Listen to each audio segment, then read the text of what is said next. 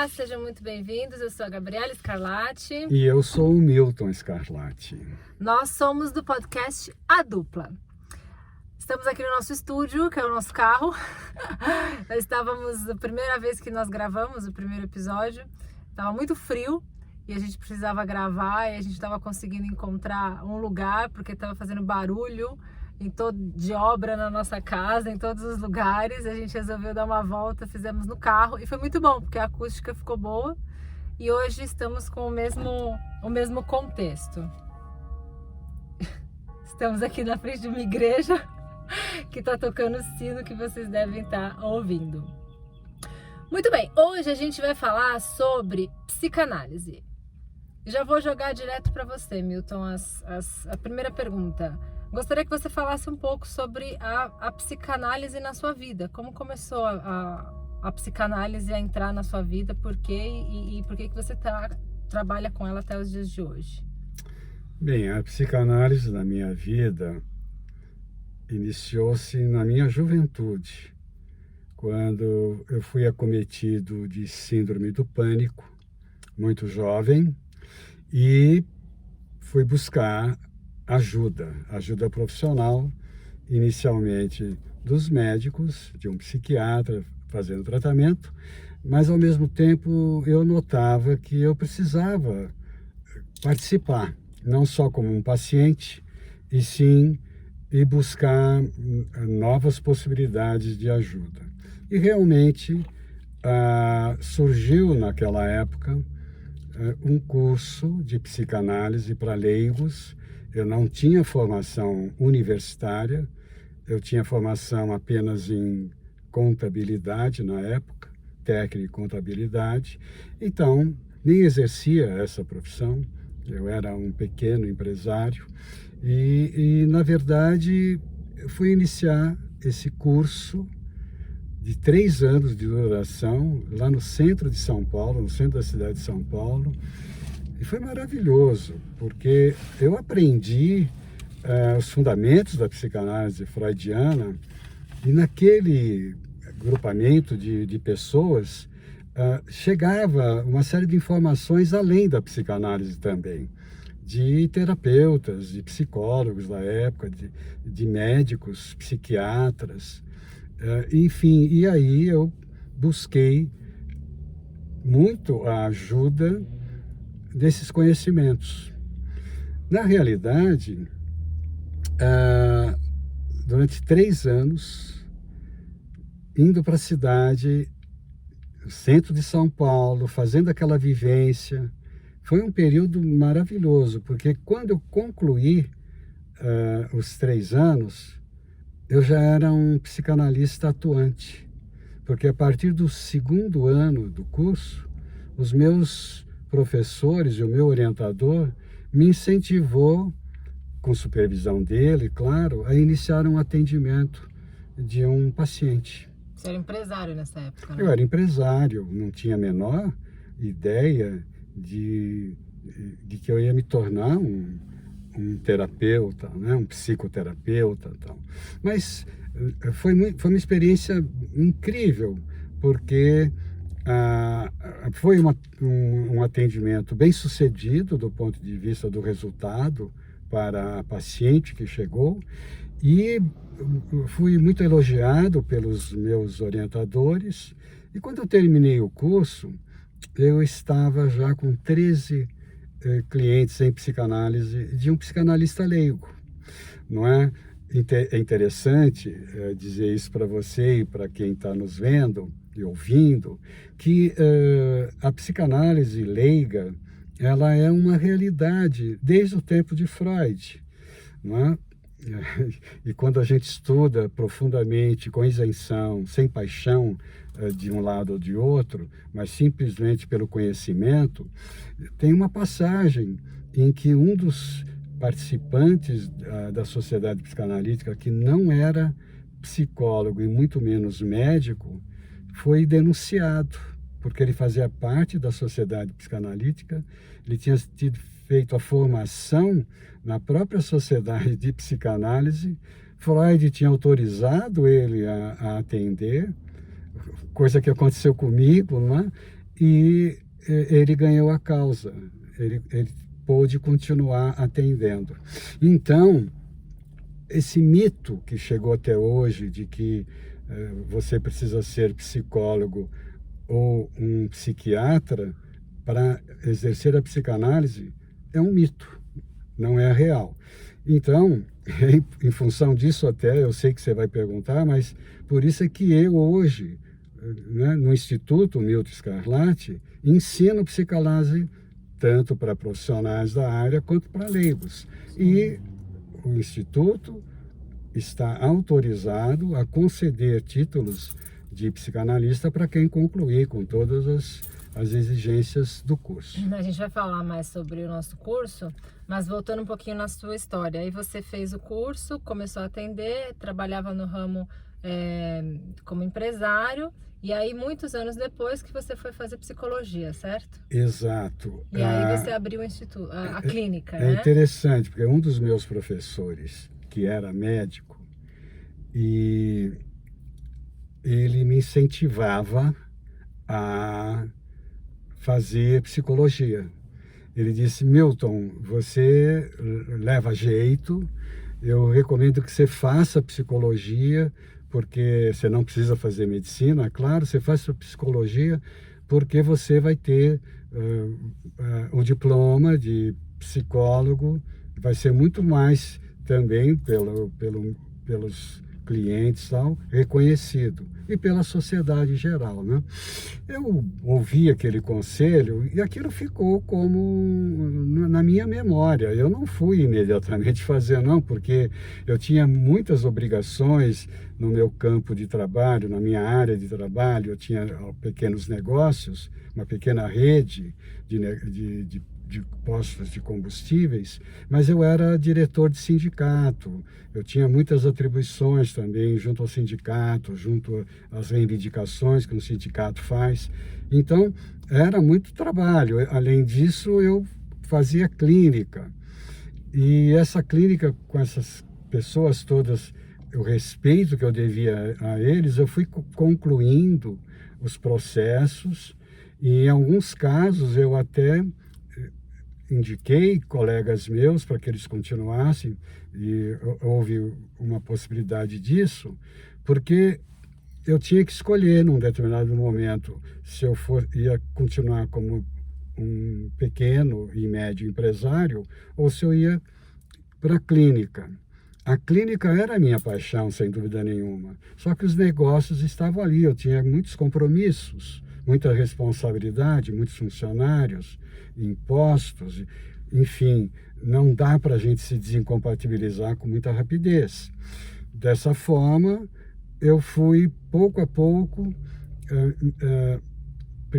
no primeiro momento me dediquei mais aos meus negócios, mas ao longo do tempo eu fui me desencantando da luta no comércio, pela enorme dificuldade que é enfrentar todas as dificuldades. Foi se preparando eu fui me preparando para essa transição de um pequeno empresário, eu fui me desincompatibilizando até que há mais de 20 anos, aproximadamente, uns 20 e poucos anos, eu já faço clínica em tempo integral, em psicologia, em psicanálise, e além do mais, os meus estudos continuaram, eu não parei nisso. Eu fui fazer então psicologia, foram 7 anos maravilhosos, porque além do curso regular de 5 anos, eu fiz uma pós-graduação, fiz iniciação científica, enfim, abriu-se para mim um campo maravilhoso de pesquisa na área da saúde, que eu realizo até hoje. Eu não paro de estudar.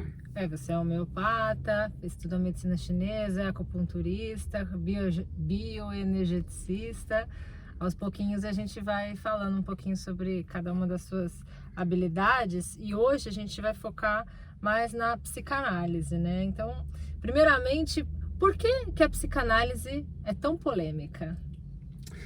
Bem, como todo conhecimento que surge, ele vai ter adeptos e vai ter pessoas que não aceitam nenhuma novidade para mudar o status quo, ou seja, as pessoas que estão com uma qualidade de vida razoável, que estão contentes com aquele padrão, naquele momento em que vivem, se vier muitas novidades que os obriguem a acreditar em coisas novas ou novas atitudes, as pessoas resistem. É a famosa resistência que a própria psicanálise nos aponta como um dos postulados dela, uma das cláusulas dela, pétreas até, né? Então, o que acontece? A sociedade rejeita, principalmente a classe dominante. Então, Freud, médico, judeu, ora, em Viena, século retrasado. Nós estamos no século XXI já hoje, nós estamos falando do século XIX. Então, na realidade, era evidente que ele teria resistências. E principalmente numa era de uma moral vitoriana, da Rainha Vitória, né? Que moral que era essa? Era uma moral severa quanto a questões da sexualidade. Ora, aí chega Freud e afirma que o ser humano, desde o primeiro momento de vida, nele está contida, né, uma grande reserva, que ele chamou de reserva da libido, que tem a ver com a sexualidade desde o primeiro momento. Era evidente que isso ia ser refutado pela sociedade moralista da época. Os médicos, para que nós tenhamos ideia, eles eram proibidos, no seu protocolo de atendimento, de examinar uma mulher. Então, um médico do sexo masculino, e a maioria era do sexo masculino, porque o conhecimento não era muito aberto para as mulheres naquela época, né? Então, o que ocorre? Ora, os médicos não examinavam as suas pacientes e não podiam tocar na questão de sexualidade. E por uma dessas coisas absurdas que nós ficamos até hoje, né, assustados até, é o seguinte: Freud descobre lá, naquele momento, em Salpêtrière, na França, um grande hospital por onde passaram 7.000 mulheres com histeria de conversão somática. Por que histeria, o termo histeria? Hysterion, útero em grego. Então era atribuída uma doença muito mais feminina. Era prevalente feminina.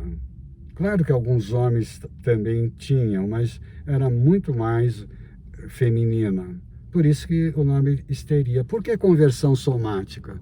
Porque as mulheres tinham sintomas físicos terríveis. Era cegueira, era gagueira, era mudez, era paralisia. Enfim, a conversão somática judiando das pessoas. E aí Freud vê todo esse cenário e ele se sentiu na obrigação de pesquisar o que seria isso. E é evidente que um dos postulados é a sexualidade, que essas mulheres eram muito reprimidas por aquela moral daquele momento, daquela época, e eram obrigadas, vamos dizer, a uma questão sexual com muita dificuldade. Os homens também despreparados, sem conhecimento para aquilo. E os homens de ciência daquela época totalmente ignorantes também desse fenômeno, porque eles nem tocavam nesse assunto. Então, hoje na modernidade do século XXI, nós até podemos falar um pouco mais sobre isso. E ainda permanece uma grande questão, né? Ah, sim, as questões permanecem, de conceitos, de preconceitos, de repressões filosóficas, religiosas, crenças, mas de qualquer forma nós estamos num momento de maior abertura, felizmente. E como uma das pedras angulares, né, da psicanálise que a gente aprende, que é a questão da sexualidade, mas também que é muito importante hoje, a gente quase não trabalha a mente sem falar do inconsciente, né? Então, sem assim, dúvida. Durante esse tempo todo a gente viveu sem dar nome a uma coisa gigante. Sem dúvida. Né? E sem quando dúvida. ele traz é difícil refutar a existência, né, do inconsciente, da própria sexualidade presente, né, porque sexualidade não é sexo, há uma certa confusão, assim, não é sexo apenas, né, sexualidade é muito mais abrangente.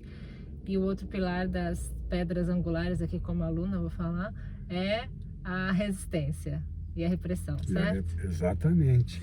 Então, todo esse conjunto de situações acaba ocorrendo o adoecimento.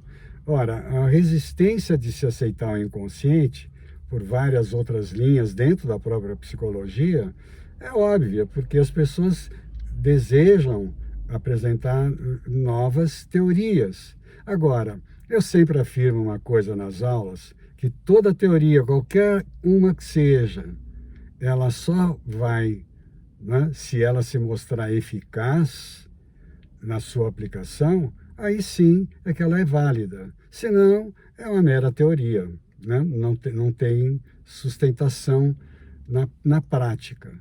E evidente que muitas terapias que negam a questão do inconsciente não obtêm resultado. Pode obter algum resultado parcial, mas o verdadeiro resultado, ele tem que ser no que nós fazemos aqui no Instituto Milton Scarlatti, é a sequência dos pós-freudianos. Por exemplo, William Reich, por exemplo, Alexander Lowen. Quer dizer, nós seguimos essa evolução que saiu da terapia psicanalítica, da cura pela fala, daquela prática do paciente falar, e o terapeuta ir analisando. Dessa forma ele vai tomando mais conhecimento, o inconsciente dele começa a se aflorar para que chegue a um consciente daquilo que é permitido, pela censura que existe nele. Cada indivíduo é único. E aí o que ocorre? Os que seguiram Freud trabalharam muito mais a questão do corpo. Então, nós integramos na nossa prática tanto a terapia verbal, analítica, quanto a terapia corporal, conjugando esses esforços e não antagonizando.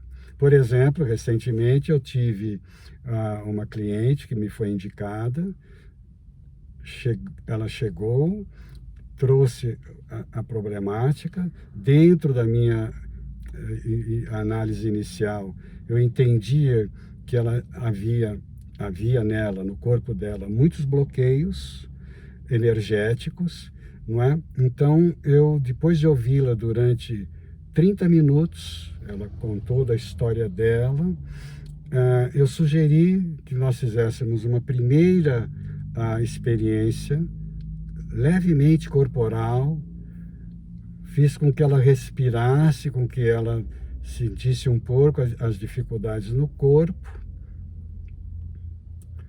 Ela se aliviou, o resultado daquele atendimento foi muito bom a meu juízo.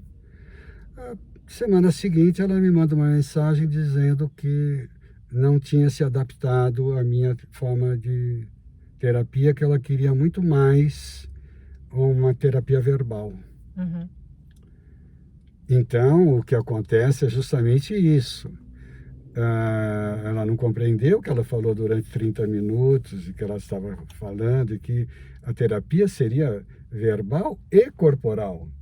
Então, quando alguém vai só para uma linha de atendimento, a meu ver, ela está perdendo um resultado mais amplo.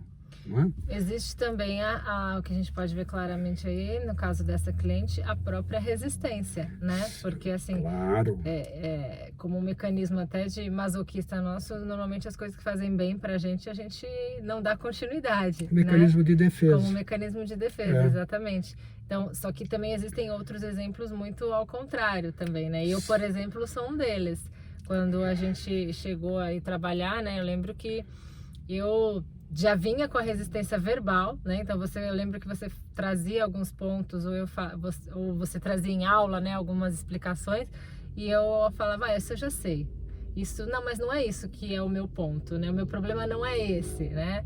Então, e aí com o tempo eu tive que perceber no corpo que era isso que você trazia, assim, né? Então, como você fala, né? Muitas vezes o intelecto é burro, né? Porque a gente quer, às vezes, permanecer numa crença, numa validação, numa coisa para se sentir falsamente forte, né? Porque no fim das contas não é necessariamente isso e é difícil de enxergar, né? A gente às vezes não quer e por isso que a gente fica com essa resistência. E aí quando entrando já no corpo um pouco, quando você falava, né? E dá muita preguiça, né? No começo a gente querer trabalhar com o corpo porque não é comum, né? Então quando chega assim, vamos lá trabalhar o corpo, tem até algumas clientes que têm a maior preguiça, assim, de começar a vibrar, mexer o corpo, porque realmente é um incômodo, né?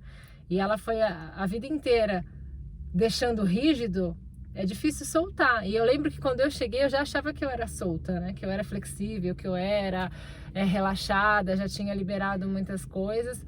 Mas a camada é muito mais profunda, porque eu lembro que você falava como meu peito, como meu coração era fechado, né? Era rígido. E não deu para algumas questões serem abertas apenas pela fala, né? Teve que ser pela expressão corporal, pelo choro, pelo alívio. Teve algumas vezes que eu tive crise de riso também, né? Então, que é pelo movimento, né? Então, aí são conceitos e preconceitos que se criam, né?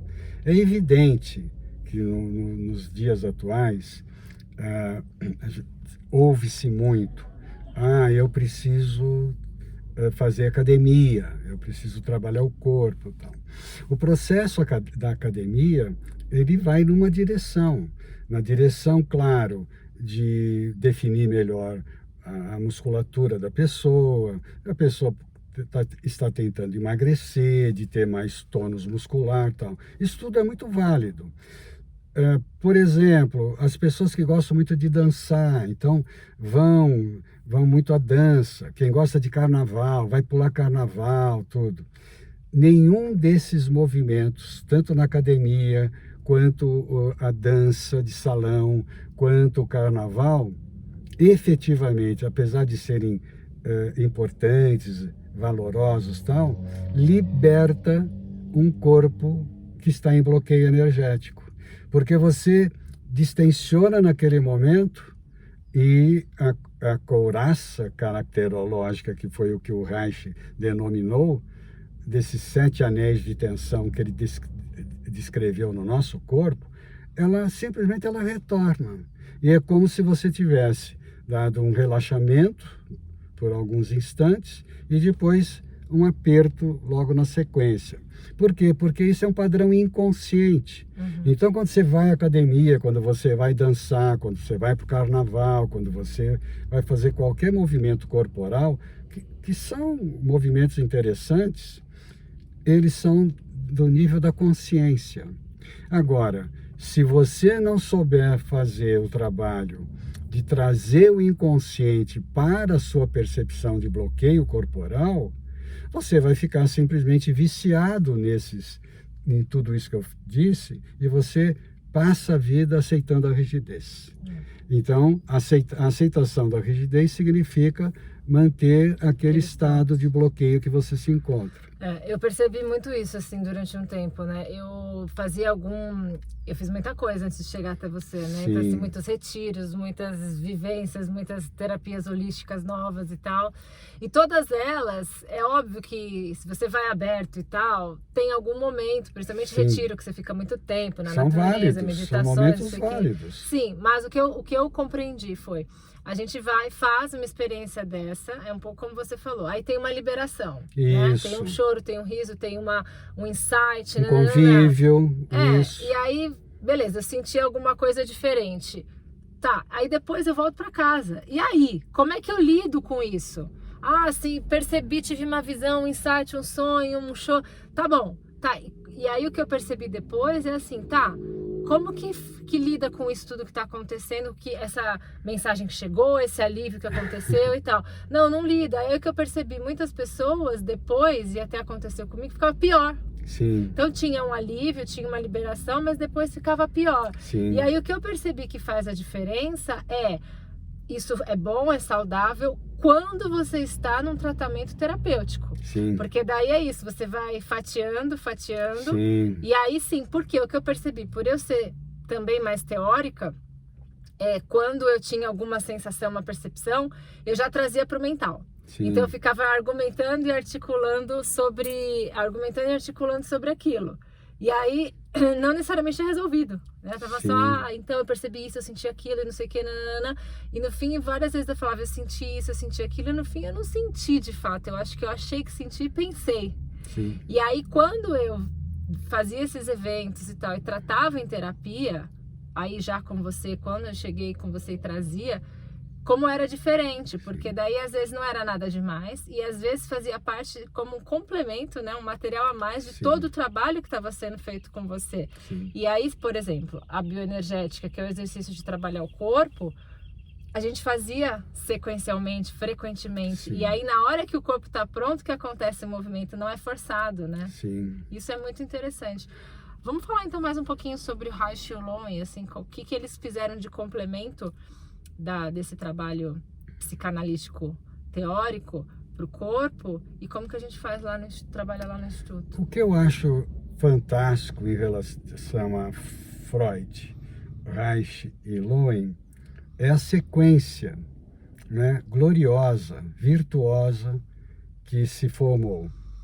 Contrário a uma série de teóricos que dizem que Reich rompeu com Freud, que Lowen rompeu com Reich, eu não vejo dessa forma e não sinto dessa forma, e a prática no Instituto Milton Scarlatti mostra que não é assim, porque sem dúvida nenhuma eu integro até nas aulas e até na vivência terapêutica Freud, Reich e Lowen de forma muito virtuosa, que traz resultados significativos na melhoria do pensar, sentir e agir dos clientes. Eu vou explicar por quê. No momento em que Freud formula toda a teoria da cura pela fala, então, alguém falando para o terapeuta e esse terapeuta analisando aquela fala para tentar ajudar essa pessoa, que o inconsciente aflore para que ele rompa com os traumas que está atormentando essa pessoa.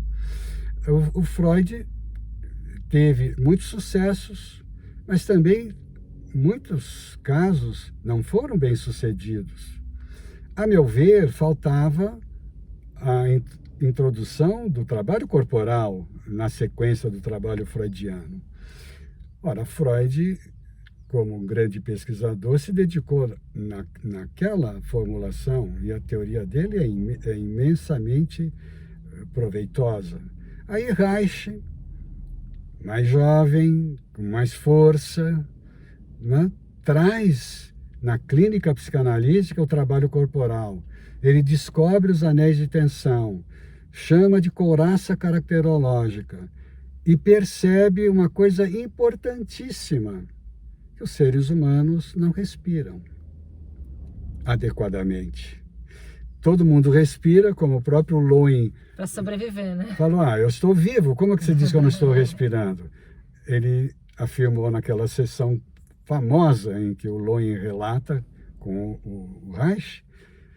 O Reich diz, não, você está respirando só para sobreviver, eu quero que você respire profundamente. E aí, claro, o Reich apertou o diafragma e o Lowen deu um grito, desbloqueando aquela energia que estava presa no corpo dele. E detalhe, o Lowen era personal trainer, não é? Então, já trabalhava com o corpo, né? Era um advogado desempregado em função da depressão naquela época americana, da economia, e ele sobrevivia sendo personal trainer.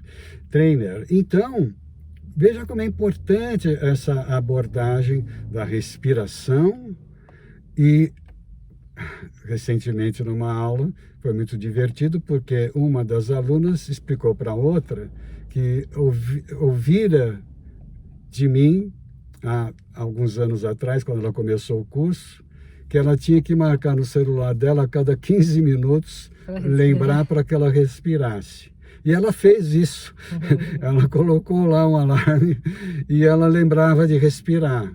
E ela estava transmitindo esse conhecimento para uma aluna nova. Que estava dizendo que não conseguia. Que também percebeu que não respira. Porque sempre que qualquer um de nós estiver muito preocupado, prestando atenção num trabalho, assistindo alguma coisa, a tendência nossa de parar de respirar é imediata. Ora, quando você para de respirar, o que acontece com o seu corpo? Ele deixa de ter força vital. Seu cérebro fica obnubilado. E tanto é que quando as pessoas recuperam um pouco o fluxo respiratório, não é? O treino respiratório, eles sentem tontura, porque o cérebro não está acostumado com essa quantidade de energia. Exatamente. Então, agora, adianta você ir na academia, ficar 1 hora na academia e respirar durante 1 hora, depois esquecer? Claro que não. Então, o que eu ensino? Que você tem que respirar todos os dias, claro, e o dia todo. Da mesma forma como eu digo que você tem que descansar todos os dias e o dia todo. E a pessoa olha para mim e diz, mas eu trabalho 9 horas por dia, como é que você diz que eu tenho que descansar? Pois é, tem que aprender a trabalhar, mas ao mesmo tempo que você estiver trabalhando, aprender a respirar, porque se você aprender a respirar durante o tempo que você estiver trabalhando, você chega no final dessas 9 horas descansado. O cansaço muscular, mental, ele vem pela falta de oxigenação do nosso corpo, que é a força vital. Isso é básico.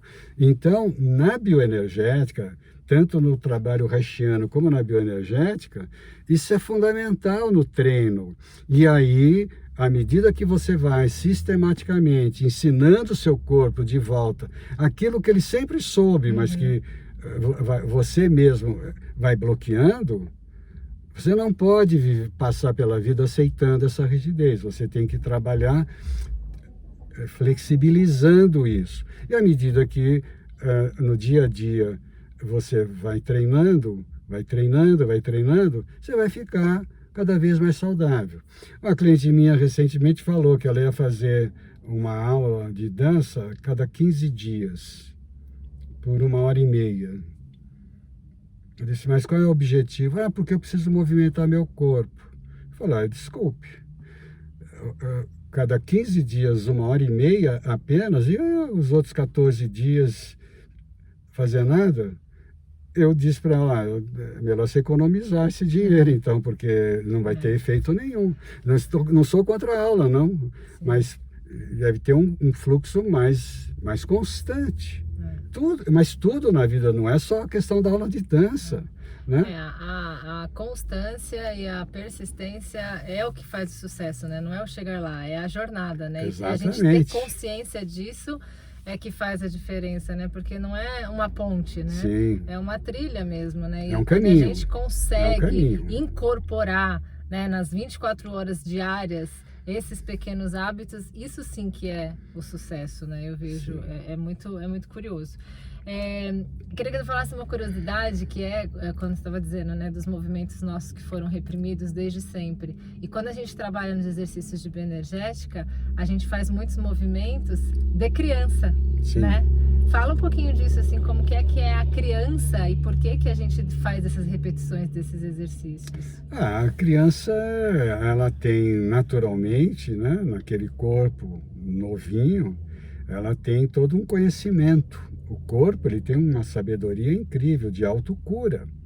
Então, por exemplo, um cliente meu que tem um menino pequeno, ele bate na mãe e no pai, no rosto da mãe e do pai. E esse cliente, assustado, não sabe como agir. Então, às vezes, quando a pessoa está de mau humor, a tendência é fazer cara feia e dar uma bronca num menino de 1 ano e pouco. Veja, o que esse garotinho está fazendo? Já se encoraçando, né? Não, quando vê a cara feia, o som alto, não faça isso é feio, mal criado, tal. Veja, ele está já criando um trauma desde cedo em função de uma ação que ele tomou. Veja, o bater da criança é tão virtuoso, não é? Um outro aluno meu mandou o filho dele, que ele estava batendo no sofá lá, fazendo um exercício que na clínica a gente repete, né? Então, o Lowen, ele se inspirou muito, né, no conhecimento da criança e nos trabalhos, inclusive, além dele ter sido personal trainer, que ele sabia trabalhar o corpo, ele desenvolveu, não é, um conhecimento em cima também das estruturas cognitivas de Piaget, porque Piaget seguiu o desenvolvimento das fases psicossexuais de Freud, de 0 a 1 ano de idade, de 2 e 3 anos, 4, 5 e 6 anos. E o Piaget estudou com crianças, com seus próprios filhos, vendo o desenvolvimento, né, das 4 fases principais que a criança tem. Ora, nessas fases de movimento, está lá. Por que não restabelecer no adulto aquilo que ele perdeu, aquilo que inibiram nele? Porque sempre que a criança estiver se manifestando, a principal característica da criança é da liberdade dos movimentos. O que os pais fazem? Não fazem por mal, falam para a criança parar quieta, para tomar cuidado, vai se machucar, né? Ou apanha, ou recebe reprimendas, enfim, é uma contra-educação que ocorre. Então, na bioenergética, o Lowen restabeleceu uma série de movimentos muito valiosos para o adulto, para trazer aquela criança daquele adulto para aquela fase, do momento em que ela se encontra em terapia, para se libertar. Sim, é o que eu percebo demais, assim, como aluna, assim, no conhecimento, é que a maioria dos adultos tomam atitudes como criança, sim, né? Sim. E aí, quando tem filhos, muitas vezes, o que eu percebo observando, me observando, sim, e com o que os clientes trazem, é como os adultos se irritam com a criança e começam, sim, a ter atitudes também infantis. Só que ele esquece que ele é o adulto da relação. Exato. E saber que a criança não sabe o que é sim ou não, certo ou errado, pode ou não pode, sim, quando a gente sabe disso, a gente precisa se desenvolver para encontrar outras formas de educar, porque eu imagino, sim, que um monte de gente deve ter dúvida com o exemplo que você deu, né? Tá bom, a criança tá batendo na minha cara e aí eu não posso reprimir. O que eu faço?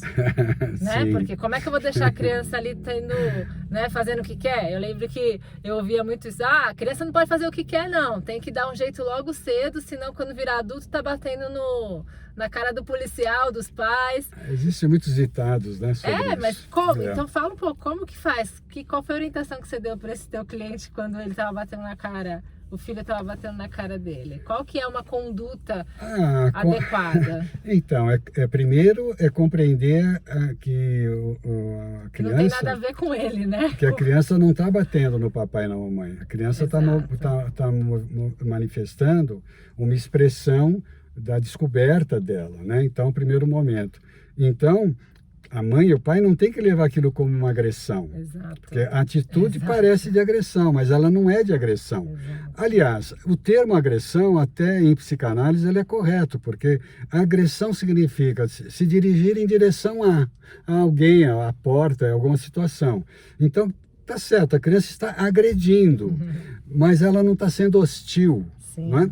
Então, é importante compreender. Para esse cliente, ele até sorriu muito quando eu dei o conselho para ele. Eu falei, olha, aproveite aquela ação do seu filho, é um menino, não é? E brinque com ele, com a ação que ele fez, não é? Brinca com ele, procurando imitá-lo, sem machucá-lo, distraindo ele para descarregar aquele soco que ele quer dar numa almofada, no sofá, né? Explicando para ele não se machucar, para ele fazer dentro de uma força contida, porque a criança, muitas vezes, ela não tem noção, ela pode se Exato. machucar Ela seriamente. precisa dos pais né? justamente para isso, né? E dependendo do temperamento da criança, e aí é importante, aí eu expliquei para esse cliente, que ele, além de cliente, é um aluno, né? Eu expliquei para ele os temperamentos. As crianças não são iguais. Exato. Então, por isso que no nosso curso nós damos um curso sobre temperamentos também, porque o conhecer o temperamento do seu filho, do seu bebê, é fundamental para que você respeite as limitações que ele tem e a característica dele. E aí, ao conhecer como essa criança é, você vai poder lidar com ela de uma forma mais saudável. Assim, perceber como a gente age, como aconteceu com a gente, pra gente não repetir, eu acho que é Sim. uma grande bênção, assim, e saber que não tem certo e errado, né? Foi assim, e que bom que a gente pode ter conhecimento para fazer diferente, né? Sim.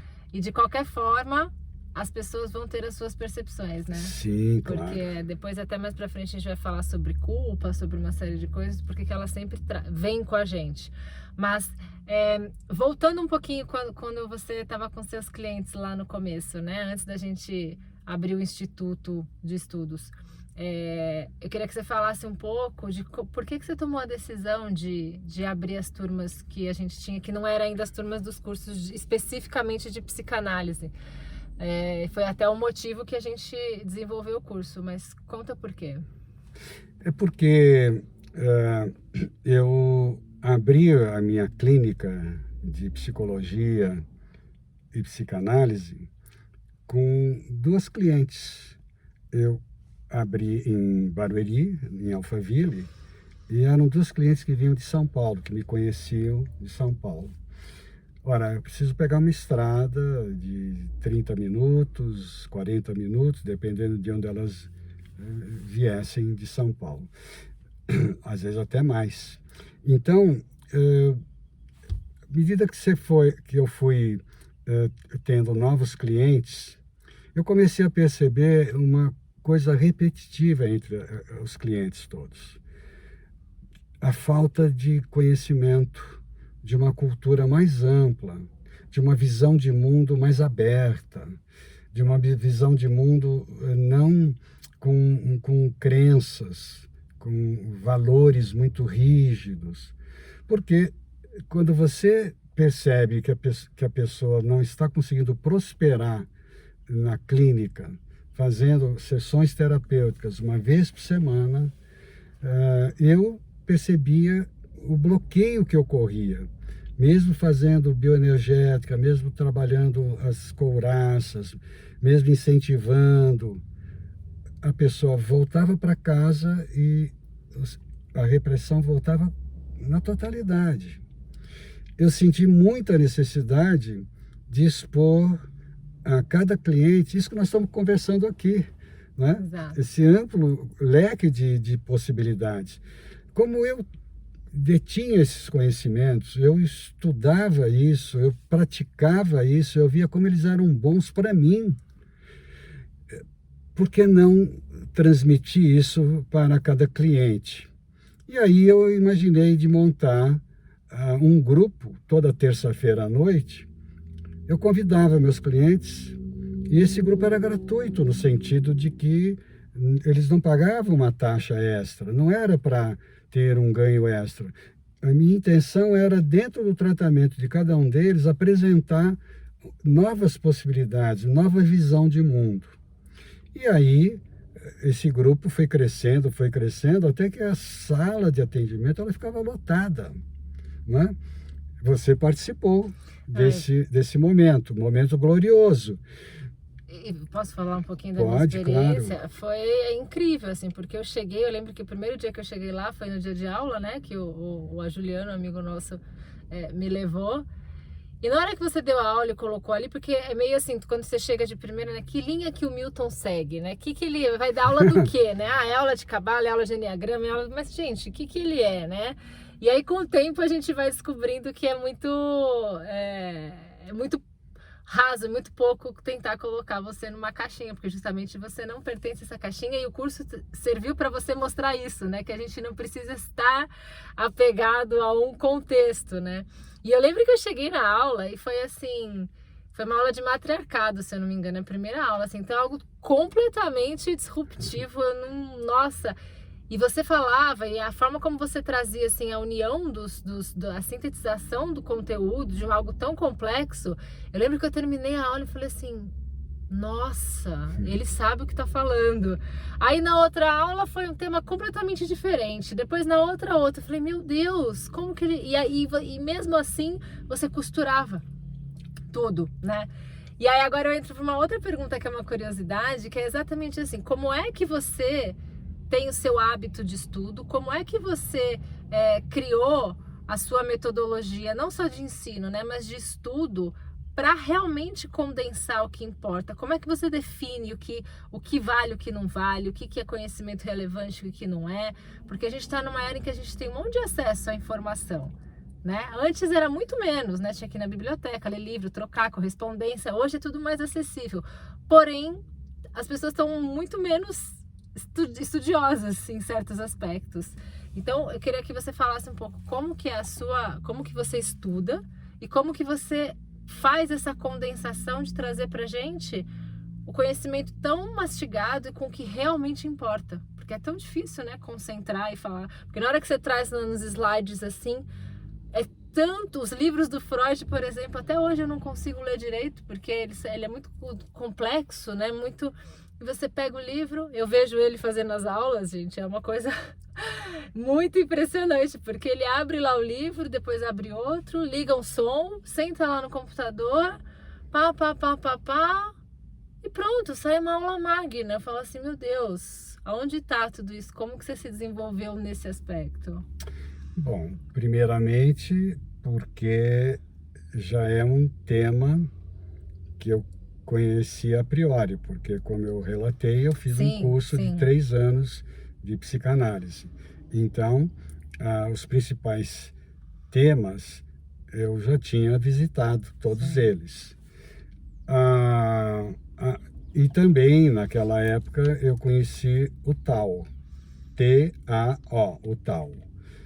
O Tao são 81 aforismos que o Lao Tse nos legou com um ensinamento maravilhoso, e ao ler eu percebi tanto do Tao quanto em Freud a tendência de uma linguagem arcaica, uma linguagem culta e arcaica. Ora, a média das pessoas não está acostumada com linguagem culta e linguagem arcaica. Então, realmente, é muito difícil você pegar um livro, ler por uma vez e dominar aquela matéria. Isso é praticamente improvável, impossível. Ora, como eu fiz faculdade, iniciação científica, me tornei um cientista iniciante, um pesquisador, professor. A minha missão é facilitar o aluno. E você faz isso muito bem. Não é? Então, claro que você precisa conhecer o texto a priori, revisitá-lo uma vez, 2 vezes, 3 vezes. Eu tenho textos que eu já li 30 vezes, não é? Então, eu tenho a obrigação de saber um pouco sobre esse texto, não é? E esse aprimoramento que você fala é interessante, porque você fala, e eu já vi várias aulas várias vezes, eu sempre aprendo porque eu estou bem no processo de aprendizagem. Sim. Mas você diz, né, que a cada aula você sempre aprende algo novo, algo a mais, né? Sem dúvida nenhuma. É uma frase lá que eu não tinha nunca discriminado, né? Não tinha feito uma marcagem de texto. Eu não costumo marcar texto, não gosto dessa prática, mas eu marco aqui assim, né, no visual e na percepção. Então, é muito importante que você possa facilitar para que o aluno compreenda. E aí, daí a minha facilidade, porque conheço o texto, porque visitei ele várias vezes, revisitei, e vários livros que eu li, não uma única vez, li algumas vezes, e sempre eu volto a eles, e eu me baseio nos autores, procuro ser fiel ao que o autor está querendo transmitir, e não ao que eu penso, senão eu estaria distorcendo o conhecimento. Então, é exatamente assim. E, claro, a questão de ligar um som ou alguma notícia e tal, nem o som e nenhuma notícia me atrapalha. Eu consigo trabalhar com essas duas situações. É impressionante a capacidade que você tem de síntese, assim, de unir os conhecimentos, né, do Oriente e do Ocidente. Tem uma frase que você fala que eu gosto muito, que é: toda teoria só se mostra eficaz quando na prática... É um pouco antes. Eu já falei a frase agora há pouco. Mas eu queria reforçar nesse contexto, porque existem muitas e muitas teorias, terapias e muita coisa. Toda teoria é válida quando na prática ela se mostra eficaz. Exato. E como é que você consegue fazer esse filtro na hora dos estudos sobre realmente o que é o conhecimento, o que na prática... Claro que é treinando, né? Mas como que você tem esse feeling só vem com o tempo também? Olha, eu vou dar um exemplo prático, né? Um texto de Freud num caso clínico. Ele estava atendendo uma cliente, uma senhora casada e que estava numa crise conjugal. E ela dizia para o Dr. Freud, e o Dr. Freud atendia todos os dias, hein? Psicanálise é isso, fala hoje, fala amanhã, fala depois de amanhã, fala, né? Pelo menos 4 vezes por semana, e às vezes ele negociava 3 vezes, mas era 4 vezes por semana. Claro, Viena, pequena, o pessoal todo próximo, tal, tudo bem, mas hoje, no mundo moderno, você propor alguém vir 4 vezes... Nossa. Improvável, impossível, em todos os sentidos, tempo, dinheiro, tal. Mas a verdade é o seguinte: ela estava dizendo, essa senhora, né, que o casamento dela está indo muito mal, tal, e que o marido não a procurava mais para carinhos, para uma afetividade sexual, e ela dizia para o Freud regularmente que não sentia falta, que para ela estava tudo bem. Ora, o Freud ouve isso ouve 2, ouve 3, ouve 4, né? Então, para o analista, fica tão óbvio que ela está numa negativa mentirosa para ela própria e para o próprio terapeuta, e ela não está mentindo meio de propósito, né, premeditadamente. Ela simplesmente está querendo se convencer também de que ela não sente falta do carinho do marido. Ora, mas ao analista cabe ele fazer, né, uma percepção, uma análise isenta, né, sem paixões, claro. Ora, mas o Freud sabia, como teoria da sexualidade que ele desenvolveu, como é que alguém, e não era uma senhora idosa, era uma senhora jovem, né? Como é que uma senhora casada, né, pode abrir mão de um prazer sexual, prazer no corpo, né, e dizendo que não sente falta? É evidente. O Freud não tinha ainda o trabalho do Reich, o trabalho do Lowy, porque eles vieram bem depois, mas ele sabia da sexualidade, daquela libido que estava naquele corpo em bloqueio. Ele usa em estase, né? O termo estase mostra um bloqueio de energia daquela libido, porque o Freud foi o primeiro a falar do conceito de energia. Ele deixou de falar pela repressão que ele sofreu do meio social, do meio médico, né? Ele acabou sendo perseguido. Freud, para que tenhamos ideia do que aconteceu com ele, ele morreu exilado na Inglaterra. É triste um fim de um grande pesquisador como esse ter que morrer exilado, fora da sua pátria, longe da família, né? Enfim. Concluindo o caso da cliente. Então, concluindo o caso da cliente.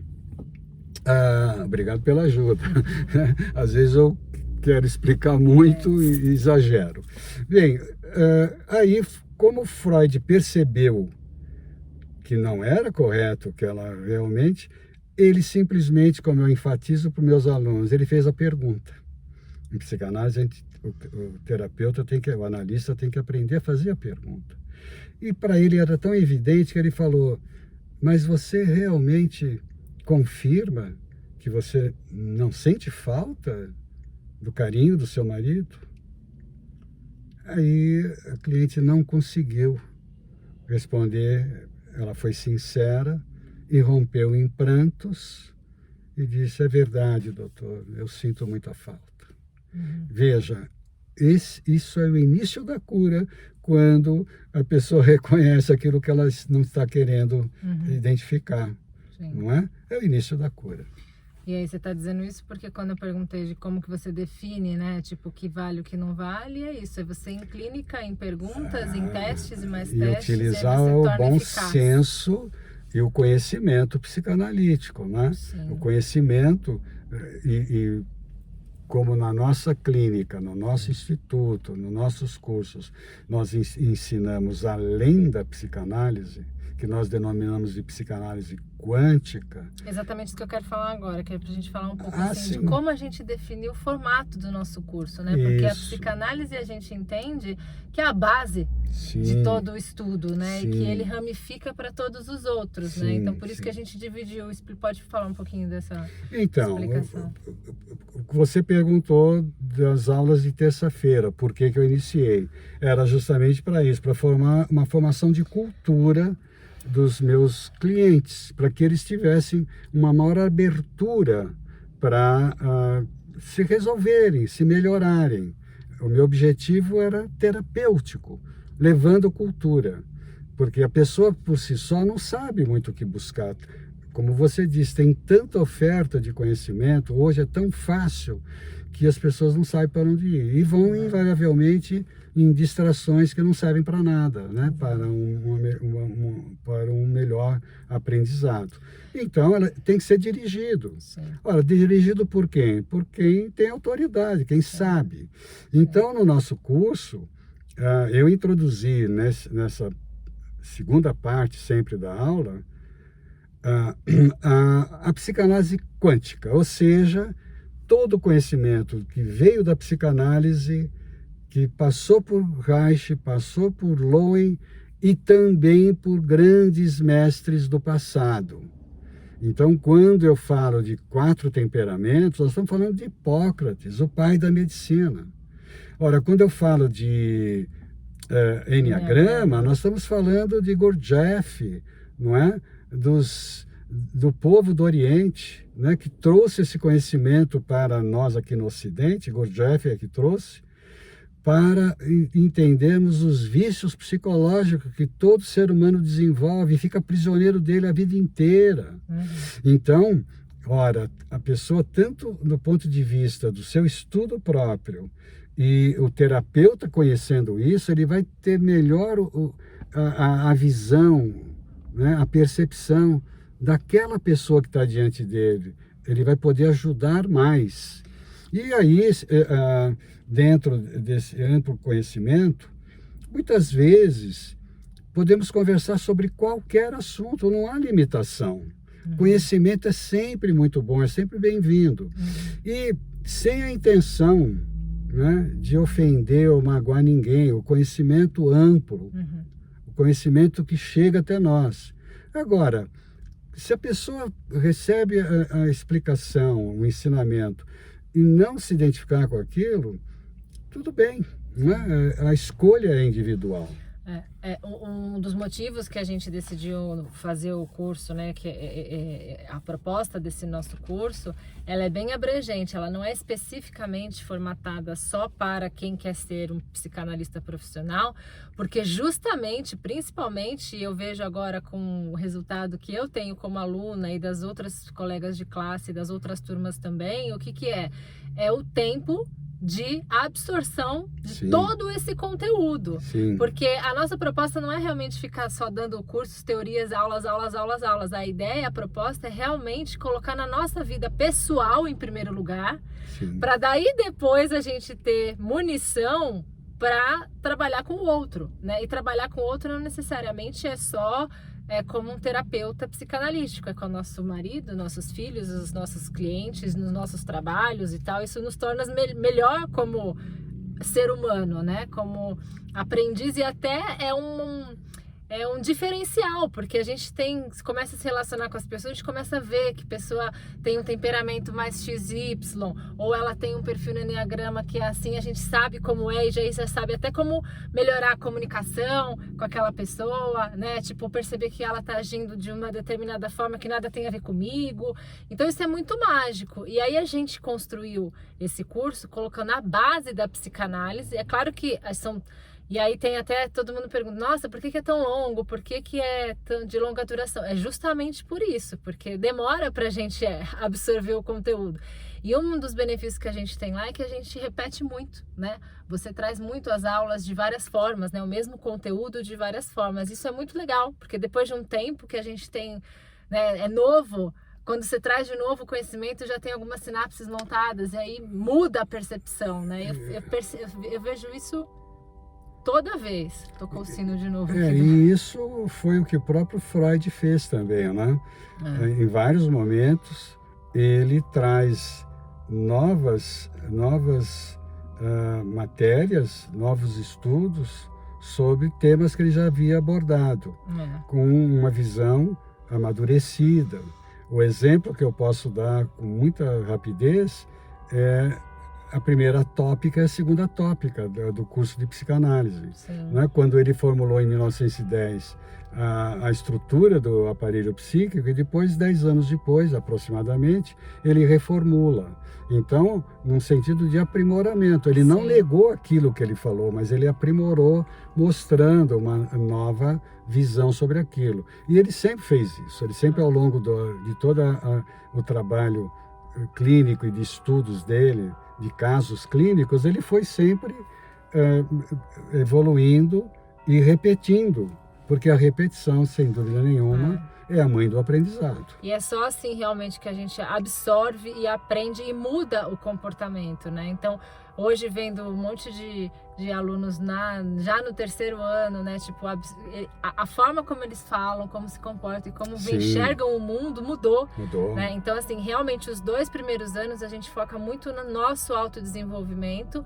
E aí, claro, depois tem, para quem quer, os estágios clínicos e o desenvolvimento do trabalho de conclusão de curso, né? Que é para daí validar e aprimorar mais a questão profissional do atendimento. E o que a gente observa realmente nas turmas, né? Nas 3 que nós fizemos, é que tem alguns alunos que querem ser terapeutas, analistas, e outros que querem isso para conhecimento pessoal. Das duas formas, o sucesso deles está determinado já. Sim, porque é garantido, né, que a gente se torne uma pessoa melhor de fato, assim, não é só no intelecto, né, são nas ações. Bom, então, para quem ficou interessado e quer saber um pouco mais sobre a nossa formação, esse vídeo, esse áudio a gente está gravando aqui ao som do sino da igreja que a gente parou aqui na frente. Tá muito bonito. Ficou bom, né? Ficou uma trilha sonora boa. Nós estamos no ano de 2022. Em dezembro, a gente vai abrir as inscrições para a nova turma, né? Que são os próximos 3 anos aí de vocês com a gente. São turmas presenciais mensais, então vai ser todo o último final de semana de cada mês. Nós vamos fazer a divulgação, explicar tudo como é que funciona, conversar com cada um de vocês, porque sabemos que é uma decisão de longo prazo, porém importante e muito rica. Então, a gente está nas redes sociais, no Instagram, @Milton e Gabriela Scarlatti. Quem quiser já me mandar algum e-mail, alguma mensagem, contato@institutomiltonscarlatti.com.br ou pelo telefone, nosso WhatsApp, também está lá na biografia do Instagram. Mas, se vocês quiserem anotar, o telefone é 11 98370 1046. E fiquem atentos que a gente vai divulgar, vai ter depoimento dos alunos do antes e depois. Isso é uma coisa muito legal, a gente realmente fala do que a gente vive. E para finalizar, gatão, eu queria que você, 2 coisas. Primeiro, me falasse assim, qual a sua opinião pessoal, o que você acha do Freud? Seu coleguinha. Freud, na minha percepção, foi um grande gênio, porque no mundo, alguém trazer um conhecimento como ele trouxe, a forma como ele conseguiu, observando a dificuldade humana, o sofrimento humano e o desejo que ele tinha muito de suavizar esse sofrimento, e a partir das próprias experiências dele, porque ele se autoanalisou, né? Então eu vejo nele assim um valor imenso e uma grandeza e ao mesmo tempo uma humildade, característica dos grandes homens. E ele tem um ótimo representante aqui. Eu acho que ele está muito feliz de saber que você está repassando o conhecimento da forma como você repassa. Eu posso afirmar. E para a gente finalizar, tudo isso que a gente falou, de todo o conhecimento que você tem, tanto da psicanálise quanto de tudo que a gente está falando aqui, essa grande costura, você acabou desenvolvendo uma metodologia, né, um algoritmo para explicar tudo isso, porque realmente é bem amplo, né? Então, como é que a gente explica tudo? A gente, ao longo dessa nossa conversa, a gente falou sobre muitos dos assuntos que o Milton explica e valida no algoritmo. Nós vamos falar sobre o algoritmo no próximo episódio. Você quer dar algum spoilerzinho, fazer algum link para que as pessoas fiquem... Uma pequena introdução. É muito interessante porque o algoritmo ele foi surgindo na minha mente, assim, na minha tela mental, ao longo de toda essa história que nós estamos contando. E eu estava, há alguns anos atrás, atendendo um cliente, o Felipe. Né? Aliás, o crédito desse algoritmo ter surgido assim com bastante clareza na minha tela mental, eu atribuo também a contribuição do Felipe, que ele também, junto comigo, formulou, porque eu dizia para ele assim, veja, eu entendo a grande força criadora, né? O princípio único dos chineses. E aí aparece o número 1, em vermelho, à esquerda. Como a gente escreve da esquerda para a direita, né? Eu imaginei, e todo o meu conhecimento vem, né, instigado pelos 5 elementos do Tao. Eu acabei de dizer no nosso relato que muito cedo eu conheci o Tao, os 81 aforismos do Lao Tse. E o Tao, ele me trouxe o conhecimento dos 5 elementos, que é a base da medicina tradicional chinesa, que depois eu fui estudar. Mas eu antes sabia que esses 5 elementos. E aí eu percebi que dentro desse conhecimento havia 4 fundamentos muito importantes, 4 postulados que se o ser humano não segue, ele não consegue chegar a uma saúde boa, a uma felicidade. E aí eu observei que dentro desse conhecimento também tem o 3, que são os 3 tesouros da medicina tradicional chinesa, esses 3 tesouros do Tao, que traz assim uma beleza para as pessoas. E aí precisamos compreender que vinha o 2, o yin e yang, o homem e a mulher, o masculino e o feminino.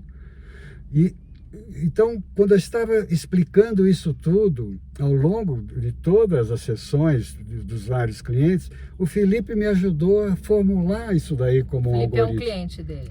Né? Que eu acabei de dizer. E então, vamos falar sobre isso no próximo episódio. Então acompanhe a gente por aqui. Esse foi mais um podcast A Dupla. Espero que vocês tenham gostado e nos vemos no próximo episódio, certo? Certíssimo. Até lá. Até lá. Oi. Tchau.